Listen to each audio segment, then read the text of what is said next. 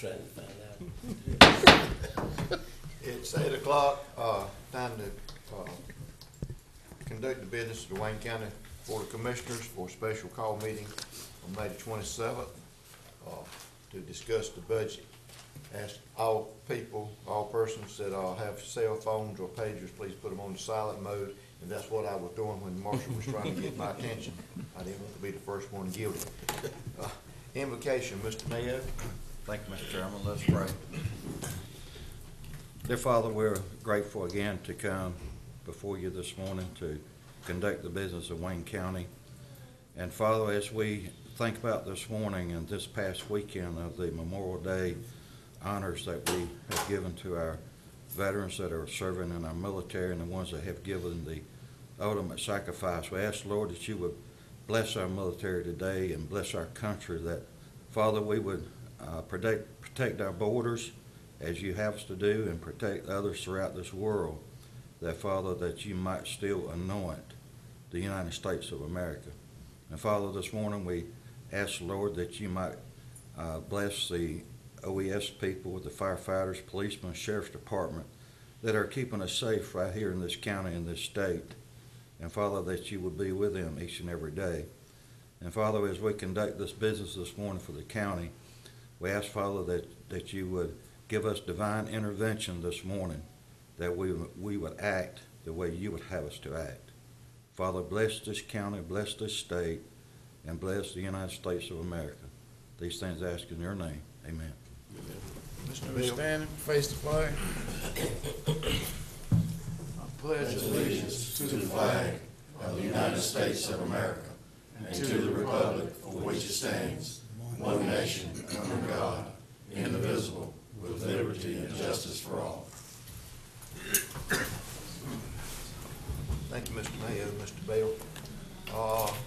Before we get started, I would like to thank Mr. A. Joe Gurley III for being present today. He will be our new board member come July 1. He is here today as a county employee, and next month, any meetings he attends, he'll be here as a citizen of Wayne County. Mr. Wood, it's Yes, budget sir. time. Okay.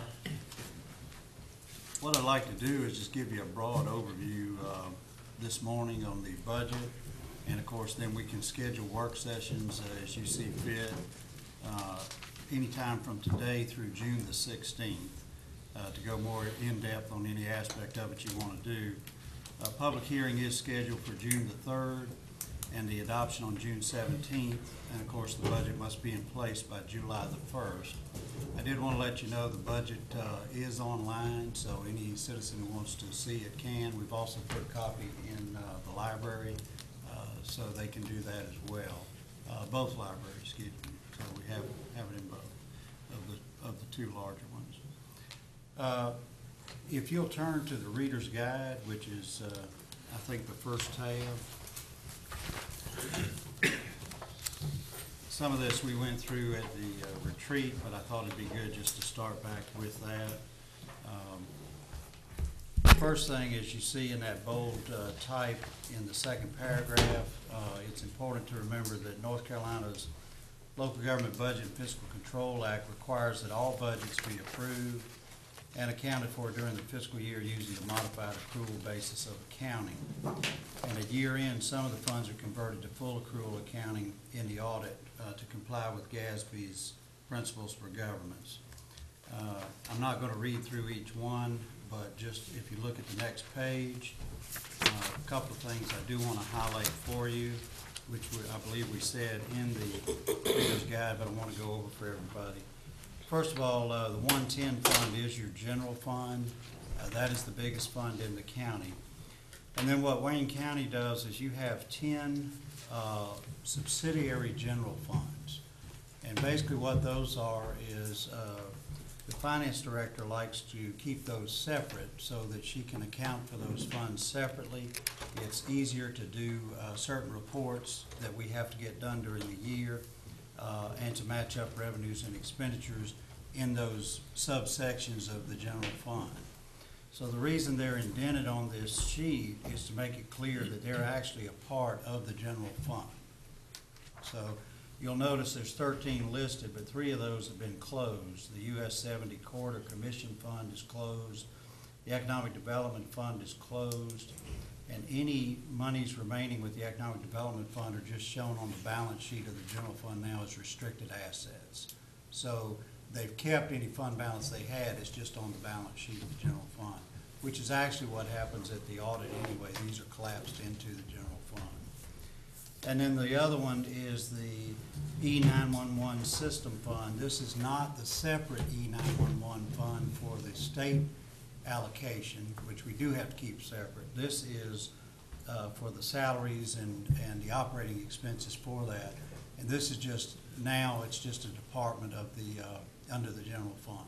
So there's no need to keep that portion separate because that's all funded by general fund monies anyway. Okay. So with that, you have 10 subsidiary funds. Of course, everyone knows the general fund pretty much covers everything that doesn't have to be in another fund. The Court Facilities Fund, which we'll get into later, all of these, what they're for. Then you have 2 special revenue funds, the Emergency Telephone System Fund, that's the state money coming in. The Fire Districts Fund is where all of the fire districts are listed. The Capital Projects Funds, none of those have a budget in here, and I wanted you to be clear on that. Those are all done by project ordinances, and that's why it says Project Ord in the chart there. Okay? You'll notice there is one new one, or will be one new one as we start next year, and that's the Grantham Spring Creek School Projects Fund. So we'll be taking care of that on the school, for the school construction. And once we sell those bonds, then Pam will set that one up to attract that money. Question. Yeah. Okay. Those improvements that were made, like at ACOG and that kind of thing, does that come under that county schools capital project fund? Yeah, yes, it'll come, that's right, it'll be the schools capital projects fund. Is Okay. where that'll I just go. No, it won't, I'm sorry, it will be, quality construction. School. it'll be a project ordinance, I believe, won't it? Where I'm thinking we'll probably have to set up a separate fund on that Separate because fund on of the that as revenue well. sources being used to pay it back. Okay. And Okay. we just haven't assigned a number. That we are still waiting for some information on the schools to get the approval from the state on the lottery funds, and then that budget amount will be coming before y'all, and everything will be set up. Okay. And Bill, the reason I said it wasn't for the school capital projects fund is that's just the $2 million you give them every year Okay. for their small. Well, I just thought about that because I knew we Right. did those basically at the same time. I didn't know where it failed. So could we get an explanation on the Wayne County Quality School Construction Bond Fund? That is where we had the qualified school construction bonds. That's prior, loan that we had on those on the school construction bonds. North Wayne and Eastern Okay, Wayne. Okay. So those are the capital, those are the project ordinance funds, project ordinances, and so we've got that taken care of. Then you have proprietary fund types. These are the ones that are done on accrual accounting at year end. Excuse me, let me go back to this capital Okay. projects funds if I could. Should we not have a listing for the $2 million that we set aside for the construction of the Ag Center? It is actually in 182 in the general fund. So we have that. We didn't. We will do a reappropriation of that in July. It's not in the original budget for 14-15 because you've already set it aside. And same thing for the $5 million we set aside for the prison. Yes, that is within your fund balance, and it's a committed. That is where you'll see that show up in your Okay. audit. All right. And we won't set up a project ordinance on that until we move along with the jail and decide if we're moving forward with a capital project on it or not. Okay. Obviously, we're gonna have to do something. We just don't know what yet. Right, okay, thank you. Okay, so on the enterprise funds, you have the Emergency Medical Services Fund, Solid Waste Disposal, Sewer Fund, Emergency Medical Services Wayne Net. This is the non-emergency medical transport fund, and then the airport fund. And then your two internal service funds are the workers' compensation self-insurance fund and the hospital self-insurance fund. Excuse me, can I go back here and ask a question on the enterprise funds? Yeah. On those enterprise funds, if there are any overages that are created in those funds, I'm gonna call them profits, but if there are any additional revenue over expenditures, that is placed into a reserve fund? Well, it It just stays stays within in the their fund. fund balance. It stays in their fund balance. Is there at any point that those dollars could be recaptured or used for other services or? You could, but typically you leave them in there. And then, because typically some of these are gonna have, capital outlay items. So in essence, you're setting them up as reserves to cover capital improvements. For instance, the solid waste disposal fund, that equipment out there is very expensive. So you may show a pretty good fund balance one year, but you might use $400,000 on a piece of equipment out there.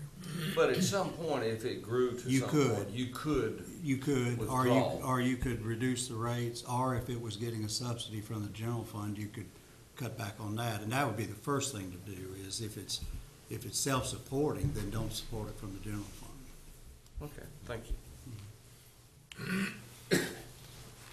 Okay, so those, and then you have one more fund, and that is 783, which is the Law Enforcement Separation Allowance Fund, and that is more or less a retirement fund that we do for the law enforcement officers. You'll notice we have 6 other funds listed there under agency funds. None of those have a budget, and that's by state law. They're really just in and out accounts that Pam uses during the year. So the number of major funds budgeted is 11, just like it was last year. The number of general fund subsidiary funds budgeted was 13 in fiscal year 14, and in fiscal year 15 it's 10. So there's where we get the 21 complete funds. In your audit, you'll see 11, because those 10 subsidiary funds, I just want to keep reiterating that, they close into the general fund. Okay? And a quick question, if I might, on the fines and forfeiture fund. What is That that? is funds that are collected from the courts that have to go to the school system, and we send them monthly to the schools. And that's by state It's- statute. All we do is collect it and write a check. Do we have in here how much last year we received in that fund and sent over to the schools? I don't, but it's because it's not budgeted. It's a balance sheet line Agreed. item. It's just so in and out. But we Right. can get that. I can get it for you if you'd like to know what it is. Yeah, if you would, Okay. not now, but I mean, Yeah. before our next work session. Sure, we can do that. Okay. Clarification question. These agency funds under 783, you say all of those are pass-through fund? Yes, Everyone that's listed? everyone is listed. Okay, thank you. Okay, anybody got any questions? So that's the fund structure. That's the 21 funds that we'll be going over and that you have a budget for. Okay, and that's everything. Okay. All right, if you will, let's see.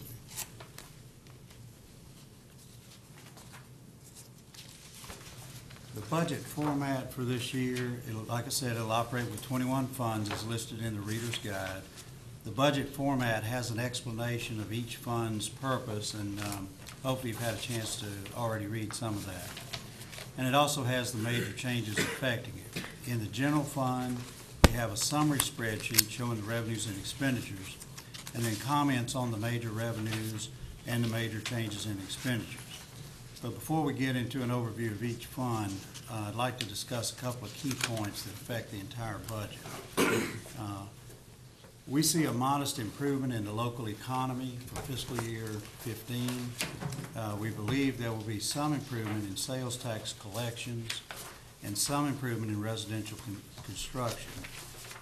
However, they're not at the rates that would be considered normal.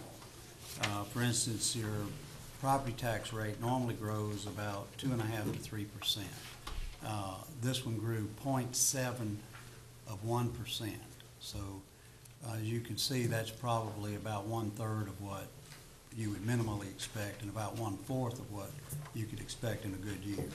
So that says the economy is still down in terms of the construction industry. I don't think that's a surprise to anybody. The second part is the sales tax growth, and that's only at 1.5%. And in robust times, that can be 5 or 6%. So again, it's coming back, but it's not where it ought to be in normal times. Okay.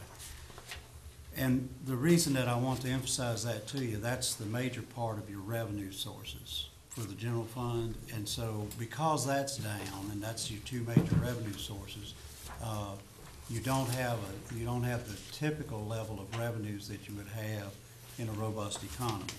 So that means, by definition, we've had to be fairly tight on this budget. So what I'd like to do now is, if you'll turn to the budget message. I think probably the best thing I can do to give you an overview is just to talk about the assumptions the budget is built on. Starting at the bottom of the first page, the first assumption is that the tax rate will remain constant at 66.65 cents per $100 of assessed valuation. Number two, this budget assumes only 1.5% growth in the three local option sales taxes and only 0.7% in the property tax base, which we just talked about. It assumes no increases in any fees associated with the sewer system.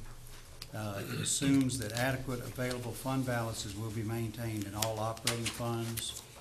The budget will be adopted and accounted for using the modified accrual basis of accounting.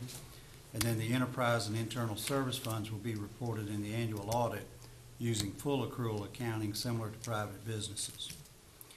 It assumes that all full-time employees working at least a 40-hour week would be given a $500 bonus. I believe it's been 3 years since we've been able to give any raises, so we felt it was critical. And of course, y'all discussed that at the budget retreat and made it clear you wanted us to do something on that. All part-time employees would get an amount prorated based upon their hours compared to the standard 40-hour week. This recommendation provides more money to the lower-paid employees as a percentage of income, as opposed to a merit increase or cost of living adjustment, which are done on a percentage basis. It assumes that new employees will be eligible for probationary increases of 2.5% during the fiscal year. Normally, your probation period lasts for 6 months. So when someone comes off of that, they're typically get a 2.5% merit increase on that. Okay.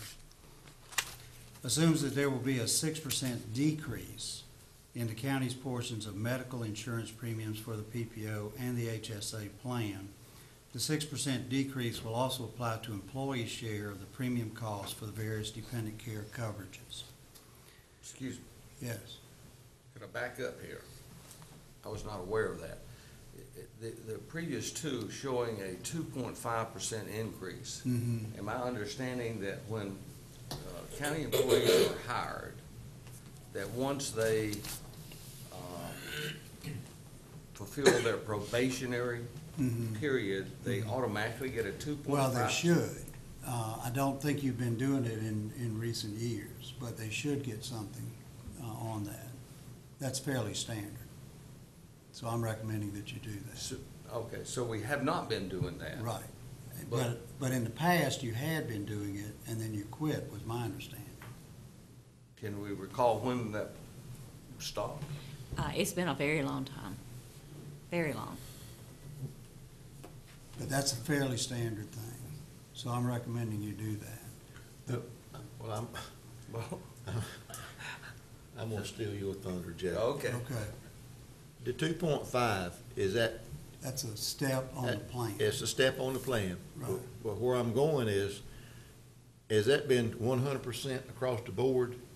That has not been happening for several years, or has it been selective? That I don't know.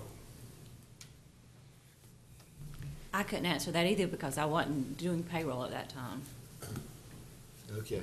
This would not be selective, That's the way it should be. right? Mr. Chairman, Mr. Mayor. this is certainly not common in the private sector. I would tend to agree. And the reason I think that it could happen is that if an employee's been here, or even at my company for 15 years, and the starting rates, the hiring rates keep going up every year, it's possible that a new employee could come in at a given rate and get a 2.5% increase and actually be making more money than a person who's been here 15 years. And I hear that all the time. I've heard it from some of the county employees. So, you know, it doesn't wash in the private sector. I'm not saying it's right or wrong. Yeah. What I'm saying is that, you know, it could cause problems as far as the pay scale. You know, we go on the premise that all raises are given on performance, period. That's what the private sector does. So I'm not saying it's right or wrong. I'm not aware of this, just like the rest of the commission. Yeah, it's typically viewed as the probationary period, you're not a permanent employee until you come off probation. And so it's more or less that the first step is viewed as temporary, and then you're in a tryout period. If it works, then you get the 2.5% and you stay. If it doesn't, then you don't have to give them any reason to let them go. So it's during that 6-month period, you can let them go without any reason. So follow up, Mr. Chairman? Yes, sir. So am I reading that the 2.5% would put them to the point as if they got it started full-time At the second step, at the second step? right. So the probationary period is, they start out with pay something less than what that job pays. No, they start out at permanent what it pays, but at an entry level. At an entry level. And the first step is the entry level, and then after 6 months, then they go up and they become a permanent employee. Okay. So, now, if you don't want to do that, obviously that's your call. I'm just saying that's a fairly standard thing in local government. But that's your call as to whether you want to do that. Mr. Chairman, Mr. Payne. I'm just going to interject, and it is very common in state government, because that's the way it works in state government. I can't speak to local government.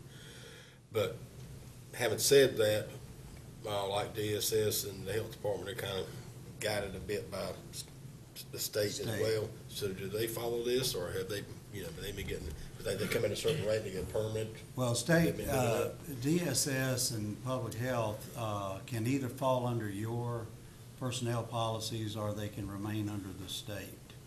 So where are they at this point? Well, if you're, I believe that ours fall under the state. You can have something called an equivalent.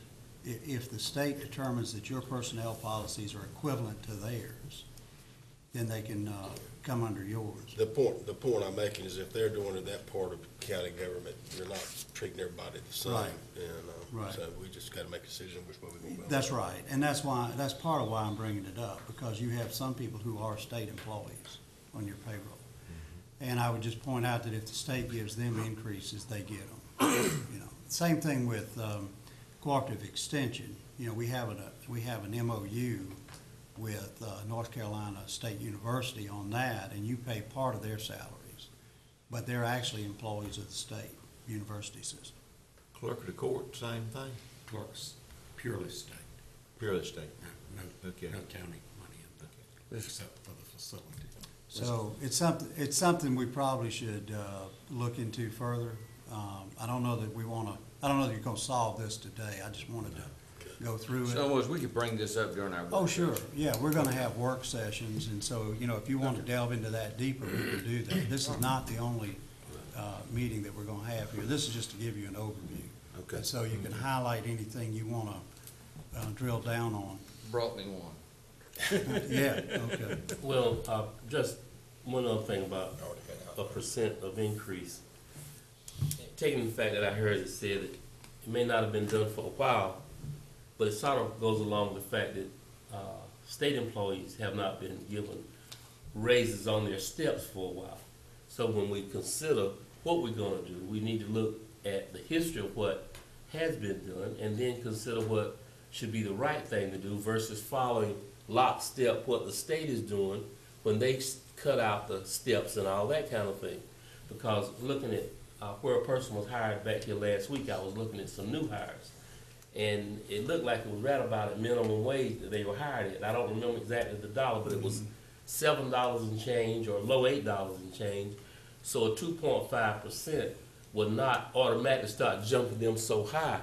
And then even in the budget book, when I think the manager was making a point about something in here, and if we go, one of the distractions of going to the bonus, if I remember correctly, was versus a COLA, is that when we don't have something on a step, and accountants and people around us do have it on a step, and the percent of increases continue to rise gradually in our competitive market, then we lose employees to those markets. I just want to let's put that in everybody's mind, so as when we get to making the decisions about why something was suggested maybe and the rationale behind it, you got to look at our competitive market, and then also what's fair to the employees that we have out there. Thank you. Okay. All right, so we were at that one. We talked about the medical insurance decreasing. Welcome to Wayne County. That's what we're here for. If you want to discuss it, I'm fine. Okay, so, but going back to these assumptions, you have a 6% decrease in the county's portions of medical insurance, and we've also decreased the employees' share by 6%. So basically, everything on the plan got adjusted down. Assumes that the premium set aside in the workers' compensation fund will be reduced from $550 per employee to $480, which is a 12.7% reduction. Assumes that the maximum deduction allowed in employees' flexible spending accounts will remain at $3,300 for medical and $5,000 for child care. Assumes that the economy will remain weak but improving somewhat for all of the fiscal year. The Register of Deeds filings are showing an increase, as are building permits. However, the growth rate for sales taxes and property taxes remains significantly below normal. Assumes that inflation will remain in the same low range as recent years, except for food and fuel. Revenues were projected from a scale of high, medium, and low within the medium range, so they are realistic and not overly optimistic or pessimistic. Assumes that some of the proprietary funds will require transfers from the general fund, and that's in keeping with very similar to what you've done in the past years. Assumes that fuel will average about $3.50 per gallon on the open market, and just to reiterate, the county pays about 50 cents less due to the sales tax exemption. So we don't pay the sales tax or fuel tax because we're tax exempt. Could I ask a question on that? Yeah. Who do we buy our gas from? We use a Ride Express card and a gas card. So you have a gas card? And they have to be a member of that Right Express group. Right. But They can go anywhere that takes that card. Does that give any additional discount over normal purchases, other than the 50 cents we save on sales tax? Yeah, 50 to 56, I forget exactly. Yeah. Is that a Yeah, negotiated rate? or Right, what? it is, but I can't quote that. So it is right. kind of Yeah. negotiated? Yeah. Okay, thank you. Isn't it for, accounting purposes and easier to keep up with? And Yes. and 'cause I know years ago, we used to have our own fuel station, and it was quite complicated, and Right. I'm assuming that that's, I mean, the private industry uses that method also. Right. Okay, it assumes the 2007 legislation eliminating any county responsibility for Medicaid payments after October 1, 2009 remains in effect. Well, I hope so. We do too, but, you know, with the state budget, you don't know, and their biggest problem is Medicaid. So I'm just letting you know, this assumes they're not messing with it, our portion of it, but when they're in session, you don't know what's gonna happen. It assumes that the state budget will negatively impact the Board of Education, Department of Social Services, and the Public Health Department, and that's typically what happens, is they get a few cuts here and there. Sometimes they're significant, sometimes they're not, but typically that's what happens during the budget cycle. Mr. Chairman. Yes, sir, Mr. Corey. Mr. Wood, am I reading that right? Or did my mind just did not go in the right? When it says assume the state budget would negatively impact, you did mean that it would negatively impact and didn't mean that it would not negatively impact. No, it would I had trouble. negatively impact. We will assume the state budget will negatively impact. Typ- Meaning we're assuming that that the state will reduce In the the amount. last, yes, in the last 3 or 4 years, every year they have made cuts. Okay, so that's what okay. And I'm all right. assuming there's going to be some It's more. going to We're not continue to through- do that. Well, we're not through yet, but given the track record, that's the assumption is they will come back and those 3 will be negatively impacted in some way. All right, I just wanted to make sure that I understood it exactly as you meant it, Right. because I don't mean to be, but that makes a statement. Wayne County at that point is making a statement in my mind about what we believe about what the state will do that negatively impacts our citizens. I'm just going on prior I current understand. history. Okay. Because the budgets have been so tight, and They have I think been. y'all have read what I've read. There's a $400-something million shortfall. Medicaid continues to escalate. And if the governor's going to give the raises he's talking about, that puts more pressure on the budget, so. And once again, I just wanted to make sure that I understood it correctly, and the public understands how we perceive the state operating. Yeah, That's all. okay. Mr. Chairman, Mr. Darby. since my good friend has made this statement into a political statement, let me do No, also I'm just a fact. that may have encountered over a period of some years back. It's over. We don't have. It's the over number- both administrations. So, okay, so it has been under both administrations. Oh, I didn't say Okay. anything about what you know. I said the state. Thank you. I don't remember that happening until last year. Okay, thank you. Well, as a budget officer, I remember it differently. That was for Okay. Joe. Okay. All right, y'all got me thrown off track. Okay. Third dot. There you go. Yeah, it Third assumes that the state budget will not return any portion of either the lottery proceeds or the ADM funding that the state has seized over the last 4 to 5 years to balance its budget. However, it also assumes that the current level of funding will not be further cut. So we're assuming a break-even year. Y'all have read, as I have, that a bill has been put in to restore lottery funding, and they're gonna do it looks like over a 3-year period.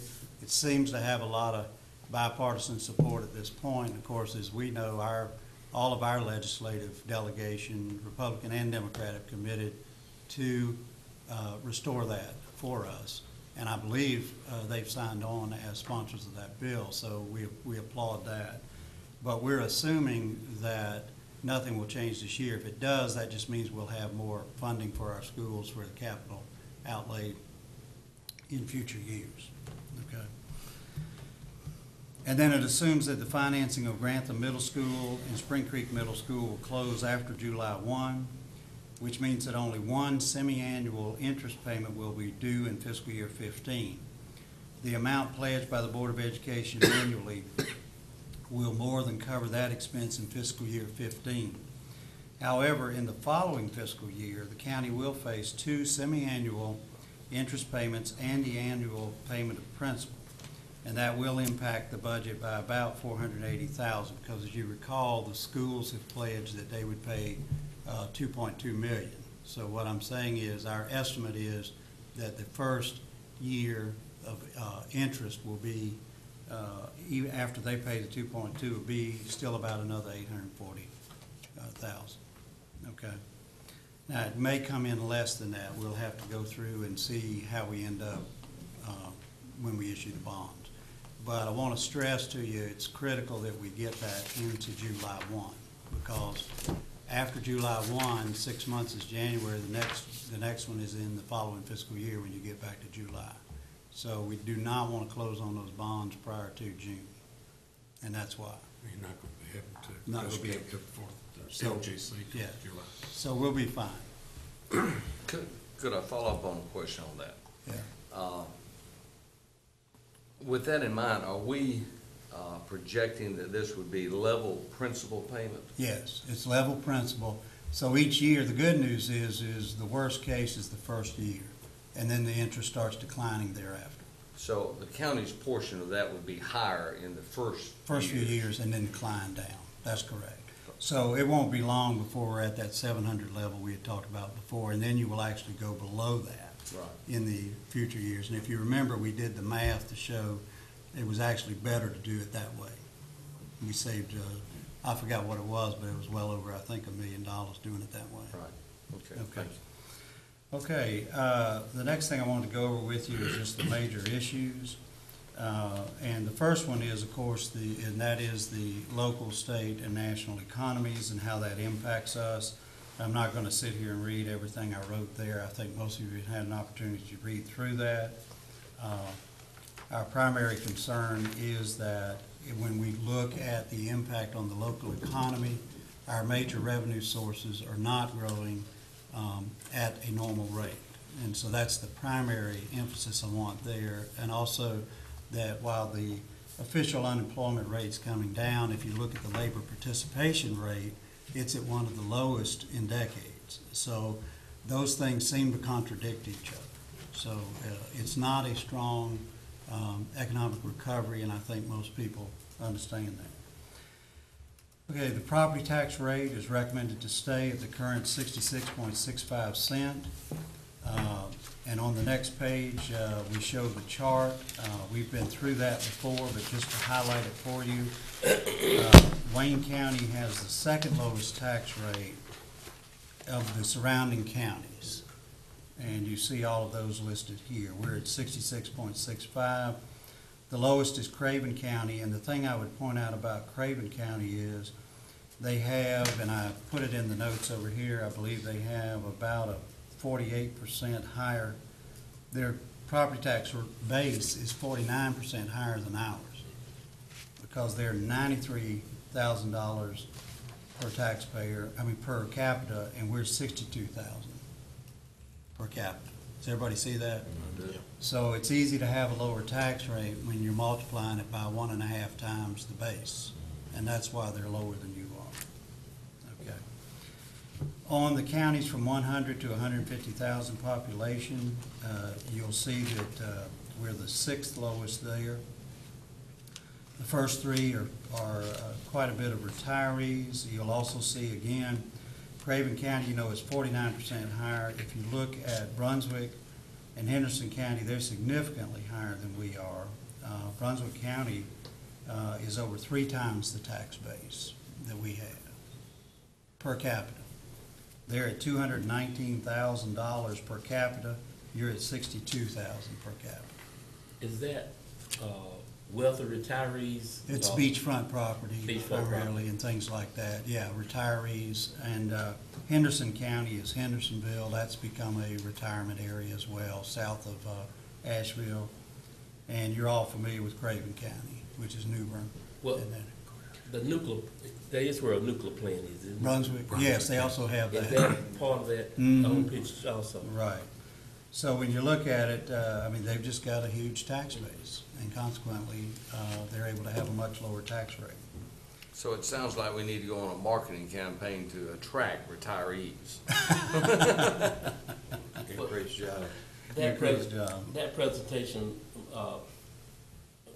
follow on what Joe said, that presentation, or several presentations were made to us, well, a part of a presentation dealing with something else, but the gentleman emphasized that at a workshop we were at, I believe we might have been on, it was here in Goldsboro, but he emphasized that very thing, is trying to get those people around Alexandria and Washington DC and even up into the northern Rust Belt to look at us more as as a Retirement. retiree place and make that an active part of Right. the economic development recruitment, although nothing wrong with the companies we're seeking, but add that similar amount to try to recruit retirees here. And maybe we might want to set up a little sub-department of economic development to just work on that one thing.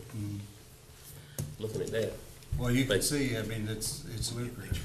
There's no question about that. We've got to figure out a way to get some oceanfront property Yeah. in Wayne County. Okay. The other two that are lower than you are Randolph and Rowan counties.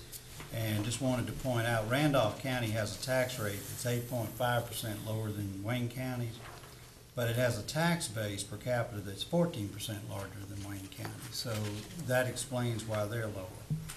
Rowan County has a tax rate that's 6.6% lower than Wayne County's, but it has a tax base per capita that's 34% higher than Wayne County. So when you look at all of those, that's an explanation of why those folks have a lower tax rate than we do. Okay. Just one question, why, out in that part of the, is it close to the mountains? What do you perceive, is there, when they're not beachfront, what do you perceive as their? Well, Rowan is Salisbury, and so it's near Charlotte, and Randolph County is Albemarle, it's also near Charlotte. So they're just in the Charlotte Feeding metro off of that. area.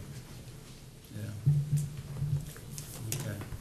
And Orange County is just an anomaly. That's Chapel Hill. You'll notice they have a very high per capita assessed valuation, but as I jokingly said to you before, they want everything, and they're willing to pay for it. So they have a high tax base and they have a high tax rate. And that's why they're higher than you are. Okay. Anybody got any questions on that? Okay. Just wanted to reiterate the vehicle property taxes will show a considerable decline, and we'll get into that further into the general fund. 15.5% of the county's general fund budget, when you include the subsidiary general funds, is budgeted for the Board of Education. The board is requesting the same amounts as last year. They also requested the $125,000 supplemental appropriation, and that's because Mrs. Holt and I had talked to the superintendent and their finance officer about that. It ended up, instead of being $125,000, about $131,000 at 1/4. And I believe he was the one who recommended we do it. If we said we could do it 1/3 or 1/4, and I believe they said they wanted it set at 1/4 per year. Yes, their finance director requested that. Okay. So that's where we're at there. Number 4, and this goes back to the assumption that we made, a major concern is whether the General Assembly will take still more of the lottery funds that have been going to school construction or debt service for school construction. And I just reiterated to you that they've already taken the ADM funds, they've taken part of the lottery funds, and so we're very concerned about if a shortfall comes, what they'll do there. And remember that the lottery funds have to be used for education, but that doesn't mean they have to be used for construction. They can use those for teacher salaries, and that's what they've done in some prior years. They gave teachers raises, but they took some of the money from counties to do that. Okay. One of the things I did want to highlight, we put in here is, as the economic downturn continued, the General Assembly did take some of those monies. Looking at the lottery, Wayne County had received lottery funds in 2010 of $2,634,979. But by the following year, it only received $1,575,821, and that was a reduction of 40%. And that cost this county $1,059,158. The ADM money and the lottery funds together was a $2,541,789 loss annually. So said another way is, if those funds had not been cut, our school board would have over $2.5 million more every year to put into facilities. And you would not have to be using your general fund monies to pay more of that debt service like you're having to do. It's had a direct impact on this county. And as I said, the concern now is that with them facing a $400 million shortfall, with the governor's proposal containing 2% raises for teachers and I believe state employees, the concern we have is with all of that, it's very hard to see how they're going to fund everything with the revenues they've got because Medicaid continues to go up every year on them. So that's our concern. And again, just to reiterate, the schools have promised to use $2.2 million of lottery funds towards the payment on those 2 middle schools. So we hope the state doesn't do anything to impact their ability to make those payments. Because if they do, the backstop is we would have to use our general fund to do that. Number 5 is this budget funds in a contingency line item of $500 bonus for each full-time employee. And we've gone over that and what the pros and cons are. As Mr. Cromartie said, the advantage of a COLA is it takes your entire pay plan up. So your starting salaries go up by that COLA. A bonus does not affect that. Merit increases don't affect that because merit increases a person's moving up a step, but the steps themselves have not increased. With a COLA, every step on the pay plan has gone up by that COLA. So, Can I ask a question on that? yeah. On merit increase, I work for the county in a particular department as such, and I do an outstanding job, of course. How do I go about getting a step up? Does my supervisor recommend that? Yeah, through an annual evaluation process if you have merit increases. Now, also, they can ask for that we consider a reclassification of a position given its job duties, if those increase. But that's not really a merit increase, that's a reclassification of the position. But the supervisor would be the one that would recommend that. Yes. It would come before our HR. HR and then the manager. And then to the manager. Right. Typically what happens is if you're going to give a merit increase, the merit increases are 2.5% because they're a step on the plan. And that's similar to what the state does on their plans, and I think you had that at the schools as well. So a merit increase locks you into pretty much at least one step. Now, it doesn't mean that every employee has to get it. So for instance, if you budgeted 2% of salaries for a 2.5% merit, then that means by definition only roughly 80% could get it. Actually, 80% of the money is there. Does that make sense? Yeah. Okay. If you do a COLA, you can make that any percentage because you're just taking the pay plan and you're applying, say you did a 1.5% COLA, every step on that pay plan goes up 1.5%. And so the person stays in the same grade and step, but that grade and step is now worth 1.5% more. Well, could I elaborate a little bit more? Because I got some complaints from some county employees that had been hired at a certain position with a promise that once they fulfilled some type of training and they passed that they would get a step increase. Right. And that did not occur. And that concerns me that we would promise an individual at the time of employment that we'll hire you at one rate, and if you go and get certified for whatever that was, once you get the certification, then you automatically are going to get that step raise. Right. And we need to fulfill our obligations, is what Well, I'm saying. let me address that, because you're exactly right. From what I can piece together, I think that has happened.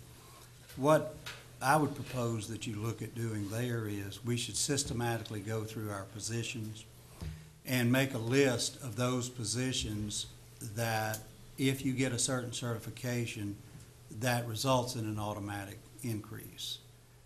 And the reason for that is, as people go up in those positions, if you don't, you're probably gonna lose them to other jurisdictions, is part of it. But part of it is a reward for going and getting those certifications.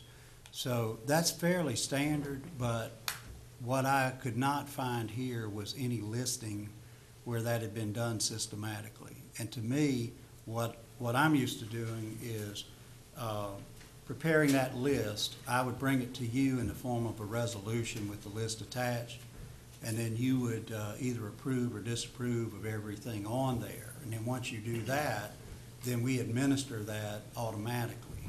And then what has happened there should not happen, because it's very clear who should and should not get it, and there's no favoritism or anything there. It's either, you're either on that list or you're not. Let me follow up on that, because, I mean, that, to me, was a real serious thing, because Right. I reached out trying to find a solution for that, Right. those individuals, and it was on deaf ears. Well, So I may hopefully go back under- and look at some of those and just Yeah, adjust some of hopefully- those. Hopefully on your plan, then it would be an automatic thing, and it'd not be. Yeah, in the future, but it's gonna take a few months. I to, understand. you know. But you've already aware of this and I'm aware of it. I just gotta have some time to deal with it. Okay. Mr. Bell. I was just thinking that, you know, word of mouth, employees saying that this was promised to me, and it's Right. not a record there. I have a hard time believing that people just told people something like that and not have it as part of their hiring package, you know. Well, and that's why I'm saying, John, to me, the best thing to do is to have a policy. Have a written policy that these positions qualify for that. And then it's not he said, she said, or anything like that. It's, you were hired, this is one of the classifications that applies to. If you get that certification, you're entitled to it. Then the first thing we need to do is get a policy in place. Correct. Okay. And that's gonna take a few months, but definitely, that to me is the way to solve the problem, and that takes the favoritism out. And then, going back to basically what Mr. Bell is saying, is you don't have to go by what somebody was or was not promised. They can't be promised any more than what the policy is. Mr. Mayor. I'm just wondering if, maybe this is one of the ones, Commissioner Daugherty, that fell through for this reason. If you remember back in early 13 and the latter part of 12, when we were having all the payroll issues, we put a freeze on all increases, including reclassification. Yeah. And it may be what we need to do is to go back and revisit that, because I'm assuming that our payroll issues are over, and let's go back and revisit that, because I understand that this policy has been in place for a long time. It may not be written, but it has been happening in the county. So it may be that it's just one of those ones that fell off because of putting a freeze on things. And I'm gonna take all of that into account. So really what we've got is two issues. One is the recent past that I need to look at. But I think more importantly is going forward, let's have a written policy that clearly spells it out, you know, what should be done. Okay. Who's eligible for it. Mr. Kamara. One, and all these are excellent points, and I want to give Mr. Daugherty a shout out, because that concern for that particular employee or whomever spoke to you can, in my head, can help to be alleviated by the fact that the recommendation that our county manager made about moving that 2.5% on, that puts that consistency in there, and it rules out subjectivity by anybody, because if you successfully fulfill your intern or so forth, because if you don't successfully complete it, you should be looking for another job. So it says that I have completed these things, therefore the 2.5 kicks in, and that's that's going to be for everyone. So you see, some things we might not like to look at it, but we need to make sure that we treat everybody just like by moving them in a step fashion. Right. And with what we're doing here, so I want to be clear, so let's just rehash this. What we're saying for the coming year is that everyone would get a $500 bonus. Now Pam thinks that would be around September, I believe you That's needed what we talked about. about that much time to get everything prepared. So you'd send that out into September checks, okay? So that would be, that's in lieu of a merit increase, that's in lieu of a COLA, the $500 bonus. Then what we would do is anybody who's newly hired during the year, or if someone is promoted into a brand-new position and has to serve a probationary period, then they get the 2.5%. And that's basically it. And the only other people that would change is if I agree to reclassify their position. And I may go back and look at, a few of these, because some department heads have pointed out a few of those, and I'm going to look at those. I did not have time to complete that during all of the budget because of time constraints, but I'm going to go back and look at those that I didn't make a decision one way or the other on. So hopefully that'll clean that up. We'll move forward, and then sometime during the year, I'll be back to you with a list of those that we think are in these positions that when they earn this particular certification, they should get another 2.5% increase. So that's kind of a recap of how that would work. Is everybody clear on that? I was gonna say on the second page of your budget, messages here, you've got that under the part where we talked about the 2%, 2.5% probationary increase. Yeah. You actually stated that in certain work-related certifications bill. Oh, I must have. It's in there. I must have Yeah, skipped over you it. did, but it's there. Yeah, I had have a highlighted it at home, I saw that. okay. Mr. Bailey. Mr. Wood, did you ever think about giving the employees that bonus during the Christmas month? Well, we thought about that, but to be honest, I think since they haven't had one in a couple of years or so, I thought the sooner we could do it, the better. I think they would be appreciative at any time. Shield them back in. Just a thought. We did, we discussed that, but we felt like, I wanted to do it July. Pam said she can't get it ready that quick, and I understand that. When she finished explaining it, she's doing it as quickly as we can do it. Okay. All right, is that, everybody good with that? Number 6 is, it does contain the elimination of some positions and the addition of some others, and we'll be going through those as we go through each area. The county participates in a defined benefit retirement plan. Just wanted to reiterate that for you. It was relatively flat as far as an increase this year. We pay 7.07% for general employees and 7.27% for sworn law enforcement officers. And the one thing that doesn't change, this is what employees pay, is 6% of their salary into the system. So this is actually, the North Carolina Local Government Employees Retirement System is not paid 100% by the employer. The employees pay 6% of their salary, and that's mandatory, that they pay that in. And it's very similar. I know we've got 2 former state employees here. That's very similar to what the state does. I don't know what the percentages is, I at don't 6? remember. Okay. It's probably the same.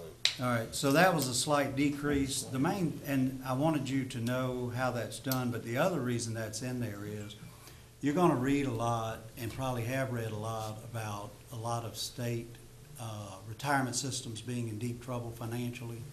And you typically read about California, Illinois, New Jersey, and New York. There are others that are in very deep trouble. North Carolina is not. I want to make that perfectly clear to you. Ours are almost 100% actuarially funded. And they remain that way because if they have problems, they take the employer's rate up immediately the next year to make up for that shortfall. So we don't have those problems in North Carolina, either at the state level or at the local government level. And all of them are administered by the state treasurer's office. So, for instance, like Chicago getting into trouble, that can't happen here because Chicago makes a decision not to fund its retirement system. You can't do that in North Carolina. We get a notice from the state of North Carolina that says you will pay this amount into the retirement system and you have to pay it. And that keeps us actuarially sound. So I just wanted you to know, if we read that or somebody else reads that and asks you about it, our retirement systems are solid. Okay. Medical insurance, as we had said previously, it's bucking a national trend. Normally, it's about an 8 to 10% increase each year. We're able to decrease our rates paid for both the employer and employee by 6% due to a better medical claims experience and the fact that we've built up a solid reserve for a higher than normal claims year. I think we discussed that somewhat previously, but I wanted you to be aware of that. Okay. Number 9, the county will open the new Steele Memorial Library branch in Mount Olive. This should be about mid-July of this year. The construction's on schedule, should be finished in late May, early June. Then we've got to move in the furnishings and everything. The added personnel costs are about $220,000. This will take the weekly staffing hours from the current 167 hours to 296 hours, or 129 hours more per week. And that will allow the library to maintain the same 53.5 hours of operation, but you'll have more staffing in there. And if you recall, they had 3 different areas of that library as you were walking through. You had the children's, then the young adults, and then the adults there. So the library hours will remain the same, but that's a significant increase. Now there's one aspect I've got to check on. I believe one of y'all made me aware of it last week, and that is that the town had agreed to pay the added utility cost, I believe, for electricity. So we're checking on that to confirm that, and that may take our budget down a little bit because I was not aware of that. Okay, the county's financially obligated to provide either the on-site or sewer lines to service Grantham and Spring Creek Middle Schools. An engineering study is necessary. We're in the selection process for that engineer right now. The construction cost to be determined by which option is best. Spring Creek Middle School is served by an existing sewer line, but on Grantham, we've got to make a determination if we can get basically a septic tank on there or not, or if we have to go a sewer line.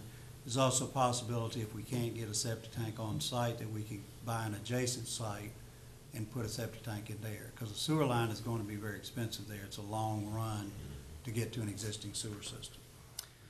The Will Sullivan Building houses the state probation offices. It has some major issues and should be replaced. And it also doesn't afford the necessary privacy to the staff and their parolees to conduct business. And I think, John, you had confirmed that, being in the probation business.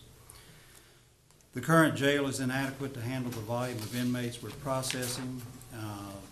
I think the courts are doing everything they can to help us. As y'all know, we have a committee that meets about quarterly that includes the courts, the sheriff, the jailer, pretty much the DA's office, everybody that can help us get it reduced. But we're averaging around 65 inmates over the 200 inmate rated capacity for our facility. So what we have in this budget is $900,000 for farming inmates out. And so obviously we need to get on that as quickly as we can. I think we're all very much aware of that. We've been working on it. We've already selected the architect, and we'll be moving forward with that. And you've also committed the $5 million of general fund balance towards this project already, and you've restricted that for that use. Number 13, the Department of Social Services and Public Health Department share the county office building on Ash Street, and both are in need of expansion. DSS is also housed in part of the Borden building downtown along with East Point. And the health department's had a space needs assessment done, and a committee of the health board is making field trips to other counties. And they're in the process of that right now. In fact, I think some of those were made as late as last week, if I remember right. Yeah, we've concluded that. Concluded that, yeah. Okay. Number 14, the board has been moving forward on a regional ag center, which would house all of our agriculture-related offices in one location. The current facilities of the North Carolina Cooperative Extension Service and the Soil and Water Conservation District need to be replaced. The committee charged with this project has sent out an RFQ. We've gotten it down to the 5 finalists. We'll be interviewing them shortly. That might be next week, if I remember right. It's June something. Okay. I can't remember. So no decision on the scope of work and the architectural design contract will be made until we determine ownership of the property, the respective roles of the North Carolina Department of Agriculture, the county, and the various federal, state, and local agencies that will occupy and use this facility. There's already a capital project ordinance in place with about $2,175,000 set aside to begin this project. And where that came from, the $175,000 is the remainder of a state appropriation or grant that you got. The $2 million is two of the cable franchise money that you had gotten. And I think that pretty much takes care of that cable franchise money, doesn't it, Pam? Yes, sir. Yes. Okay. I think, Joe, you were asking me that the other day. Yeah, so there's no balance in that. Just, the balance is the 2 million is still within that fund, but it's restricted now. Okay. So but it's set aside for the ag, so I it's was not hoping there's available. 4 million there. I was too. Or 6. Yeah. Okay, and as we said, is what we're trying to do there is move forward with the design, and once we have the plans at a schematic scale, then that gives us what we need to try to go after state and federal grants and appropriations, as y'all were told in your trip to Washington. Okay. Number 15, the county has a major infiltration and inflow problem with the Genoa sewer system, and I'll get into more detail on that as we talk about the sewer fund. Okay. County's in the process of completing the public safety radio system. We identified a need for 2 additional towers. You've recently agreed to purchase land for one of them, and we think we have the other location just about nailed down. Not at liberty to go into that this morning, but so we're making good progress on that. Gateway Transportation Authority, the issue there is, of course, they raised their rates in February, and the concern there is that they had to go up about 200%, and it's questionable whether the state is going to approve those charges. AAA and New Bern has questioned the Older Americans Act money, and we anticipate that Medicaid will also object to the rates, and that's the bigger pot of money, and that's through DSS. Okay. And of course, we're trying to work with the Gateway Board to decrease this rate as much as possible while still building their fund balance or reserves back up. They are concerned about cash flow issues, but both the county and city management have conveyed that we would rather cover the cash flow issues during the year from our funds and then build their fund balance up more gradually. Okay. And again, if the rates are not sufficiently lowered, the county may face the prospect of reduced transportation services in these 2 agencies. The reason I say that is you're only given so much of the AAA money, the Older Americans Act. I believe it's like about $100,000.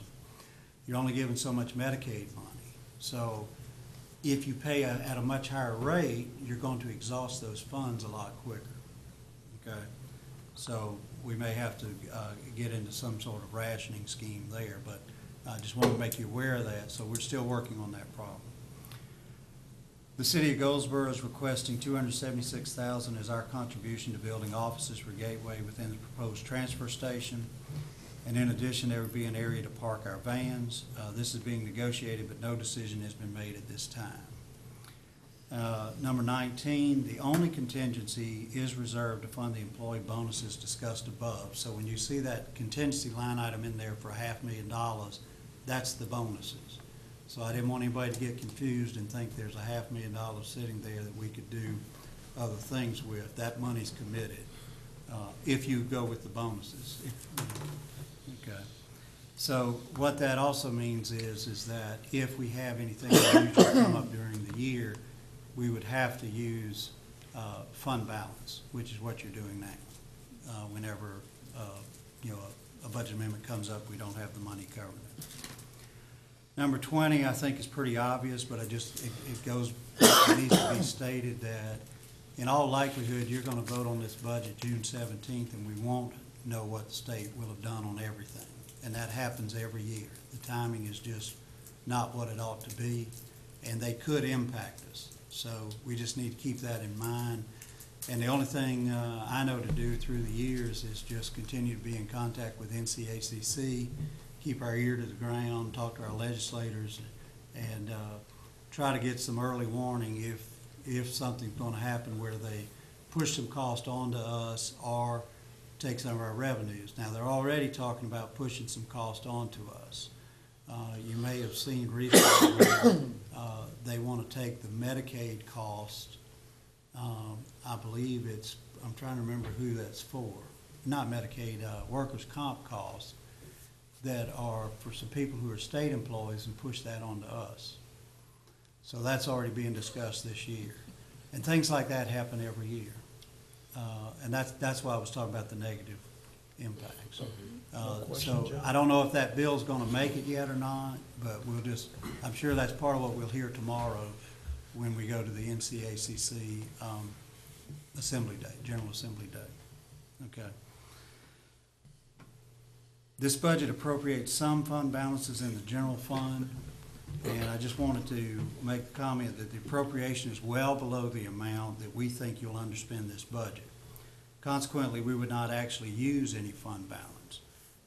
Our target for unassigned to unappropriated fund balance is 14%, and we're well above that figure. Consequently, we can reduce the amount that is set aside each year to grow the fund balance.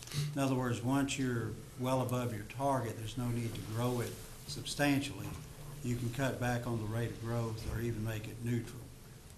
We still believe that you'll increase the budget fund balance a little bit, but you will see the use of fund balance in here. Okay. Mr. Chairman, Mr. Kamara.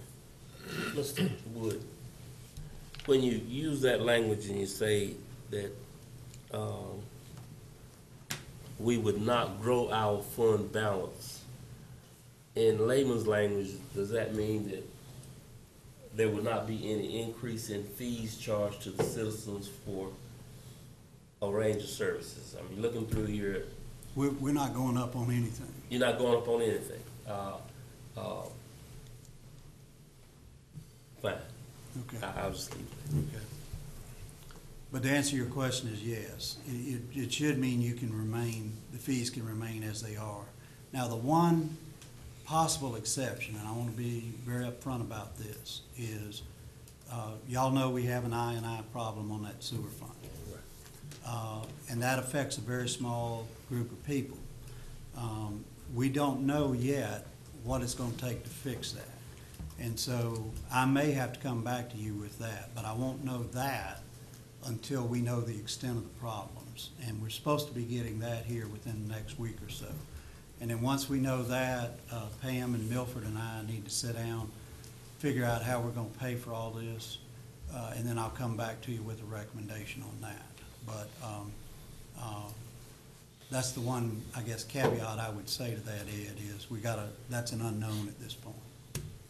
Is our rates comparable to other rates in the area, or we under, or don't you know? I haven't had time to even look at that yet, and that's part of what I'm gonna look at before we make a recommendation to you, because we need to look at whether they're reasonable or not. And again, I'm not saying we'll have to go up.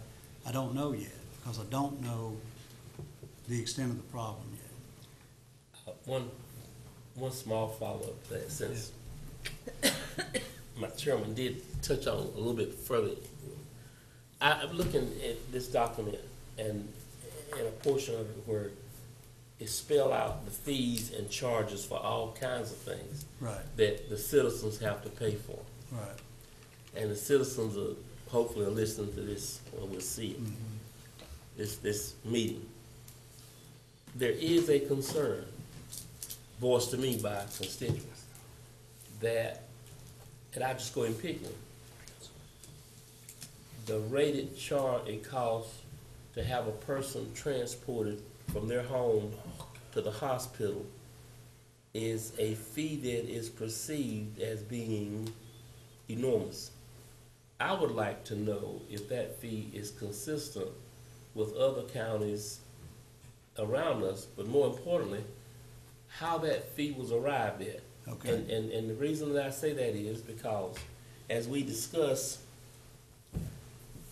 the rate that it costs a person to ride the bus, that fee is also important to people who need an emergency ride at 3 or 4 o'clock in the morning or 12 o'clock in the middle of the day.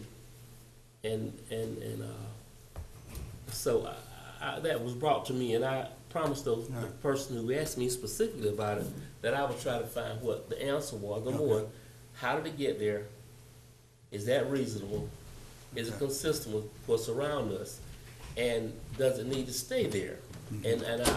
And I would only have to bring that up, I just need to bring it up because as we talk about our fund balances and this or that, can we afford to not raise them, but can we afford to look at them and see if they can be reduced? And Yeah. I just want to lay that out plainly. We'll get the information that you've requested on that. I will say this, that when you look at an EMS system, Emergency Medical Services System, which is the ambulance service you're speaking of, when we get to that fund, what you'll notice is you have a fairly significant transfer coming in from the general fund.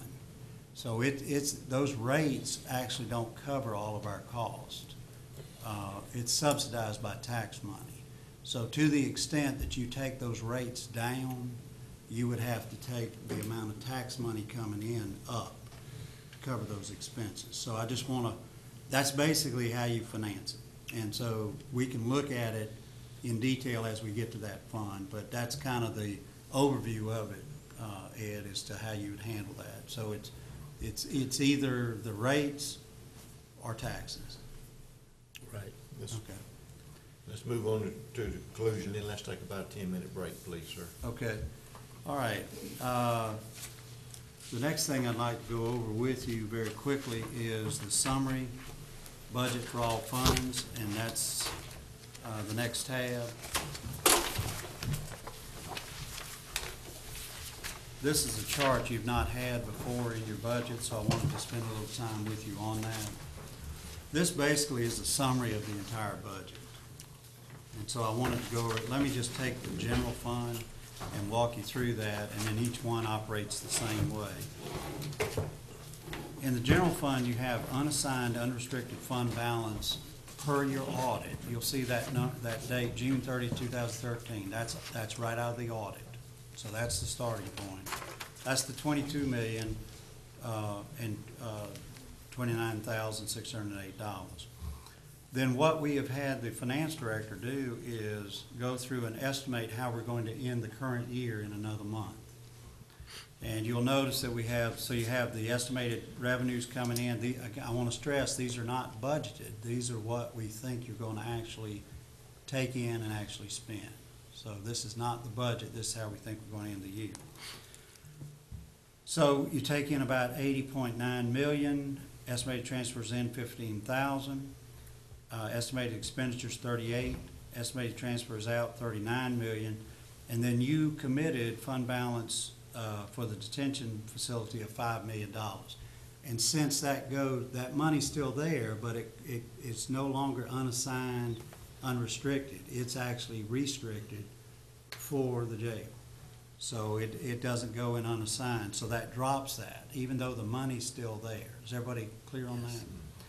Well, so what that does is, which he estimates you'll end the year at $20,311,943. Now, if you take the $5 million that you took out of there, you actually would have been at $25,311,000. Everybody see that? Yes. So you actually will have underspent your budget by about $3-point-something million. Is everybody clear on that? And that's part of why you were able to set the $5 million aside. The $5 million, remember, is a one-time thing and won't happen again. All right, so what we're saying is, the critical point for that is, that's the beginning point on your fund balance for this budget that we're discussing now. And what we're saying here is that if you do everything like this, you'll end up at $19,621,000. Does everybody see that? That's use of fund balance of about $690,000 in the general fund portion that's not one of these subsidiary funds. And again, remember, you unspent the other budget by about $3.5 million, so we should be fine. So, You see why I'm saying you shouldn't spend it? Yeah. Okay. Mr. Chair, if I should inquire you. A quick snapshot, and I want to thank you so much for that, because I think this kind of gives an idea in a very brief synopsis of an average person can read this and say, here's where we started, here's what our budget is, and here's where we are projected to end it up.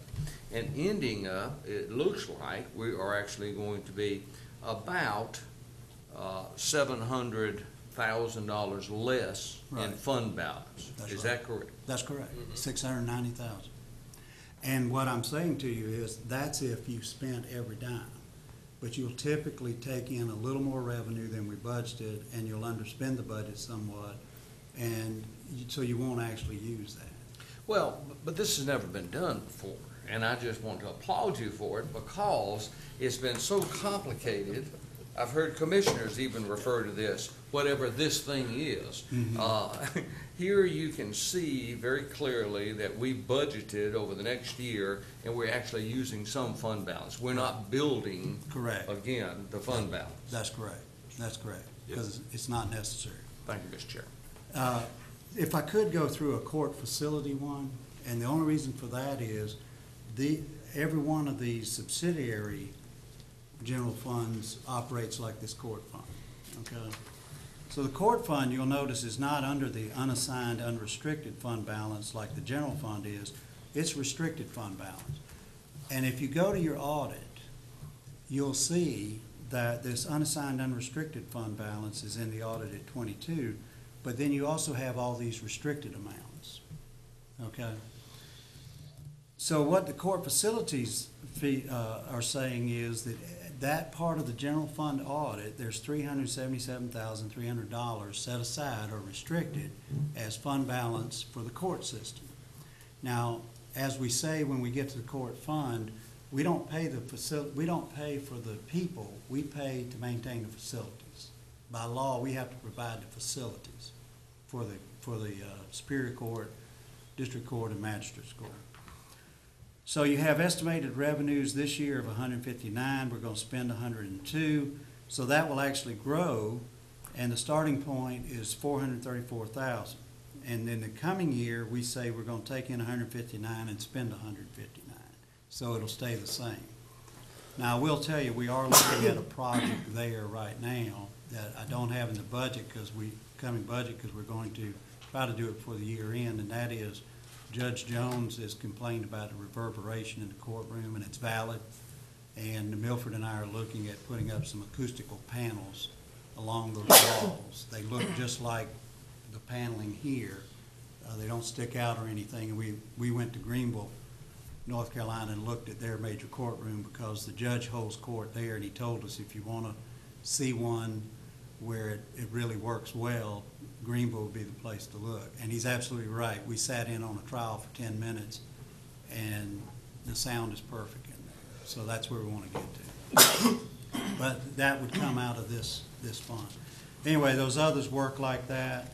You keep going to the next page, you continue to see those those subsidiary funds. And then Pam gives you on the fourth page, you'll see it's a total general fund. That's where all those are added together. Okay? And you'll see where we would end up this year, and we would use about $4.3 billion of fund balance total. Again, we don't think we're going to use all of that, so I wanted you to be aware of that. Then you get to the state allocation funds. These are the rest of the funds. Fire district. You'll notice about the fire districts, everything's just in and out. There is no fund balance. There shouldn't be any fund balance because we collect it for them by fire district and pay it out to them. EMS, Ed, this goes to what you were just talking about. If you look at EMS in the current year, estimated revenues are $3.7 million. That's the charges. It's about 3 or 4 pages back. Okay. That's it. Nice car. Okay, All gotcha. right.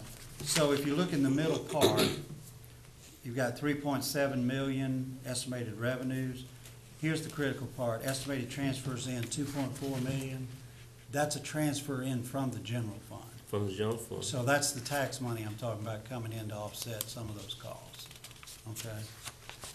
And so then you spend 5.6 million, and that was designed to break even this year. Okay, I'm sorry, to handle a deficit and then take it up to 400,000. And in the year we're proposing would be a break-even year, and you would have the same amount of fund balance. Excuse me, could I ask a question on that? And it said estimated transfers in of 2.4 million. Where are those transfers in coming from? From the general fund. They're basically from any revenue within the general fund. You can typically figure it's property or sales tax, because most of your other revenue sources, which I'm gonna go over in a minute, are earmarked for specific departments. Well, just to be clear here, are you saying that basically the county of Wayne, through property taxes and sales taxes, are subsidizing EMS by $2.4 million? Yes, and that's not unusual. Despite the charges being what they are, it still doesn't cover your total cost. And if I'm correct, there's actually a limit in regards to what can be charged for them, and Mr. Gurley's there nodding his head. I think we are at a limit of what we actually can charge for that service. Yeah, and that's part of what we're gonna talk about that Ed asked about. So we're if gonna in get fact there. that's the maximum we can charge, all we can see is basically more money coming from the local government to subsidize that. Yeah, Is and- that correct? That's correct. What'll happen is, as your population grows, your calls for service grow, which means your revenues will grow from fees and charges. But every time you add a new station, trying to cut the response time down. I mean, the purpose of a new station, just like with a fire station, is it's all about the minutes it takes to get to the scene. And so if you add a new station, trying to cut that time, you're gonna increase the amount that you'll have to transfer from the general fund, because you won't necessarily pick up any more people from that. You may not have any more incidents. All you're doing is, and I'm not minimizing it because it can be life-saving. What you're doing is you're simply cutting the time it takes to get the vehicle there. But see, this is an enlightening moment for me in that I was not aware of the fact that the county local government is actually subsidizing EMS by $2.5 million. Right. Well, in most counties, you wouldn't separate it out. You do it as an enterprise fund. A lot of places just do it as part of the general fund. And so it shows up as an expense of $5.6 million, and you show their revenues coming in and the rest, the fees coming in, but it's all just part of the general fund. So the fact, you're running it as an enterprise fund, but so you can highlight the fact of, is it self-supporting or not? Well, it definitely is not self-supporting. No, it's not. And I guess my point, Joe, is I don't think you can get it there. The best you can do is try to minimize your expenses all the time and try to keep it down. And you'll notice the transfer is going down somewhat. It's going down by about $100,000. We worked on a collection rate too, made some changes there. Yeah, and that's what we need to try to focus on, is collecting the money that we charge. We talked about that. So we're trying to make some efforts in that regard. But that to me is one of the good things about this chart too, is it highlights those kinds of things. It does. And just also to clarify, the collection rate on the charges is nothing to brag about. Right, and that's what we're talking about. Trying to improve. And we're not gonna refuse service to anybody. I mean, if they call, they're gonna get the service. That's right. And if they, The collection issue is an after-the-fact Right. deal, and you're absolutely right. We want to stress that. We're going to provide the service. It's a life-threatening situation. And Mr. So, Chairman. I'm sorry, go ahead, Mr. Starr. I was ready to ask a You question. go right on you, ahead, but- because I was moving over to something. All right, now I won't change subject quite yet, but I want to ask this question. When you look at the estimated revenues, that's the collection of the fees, or that's from the collections. Right. And then we look at the 2.4 that Mr. Doddard referred to as a subsidy, and that's a good word, all right, I'll use that one. So in one way you look at it, if a citizen who is paying into the 2.4 is also charged up here in the 3.7, he's getting charged twice, where a person who does not own property is getting charged once. Well, let me I mean, that one was, let me back up a minute. Let's take fire service. everybody's getting charged for fire service, but not everybody has a fire call. And so you're getting charged for something you could argue you didn't use that year.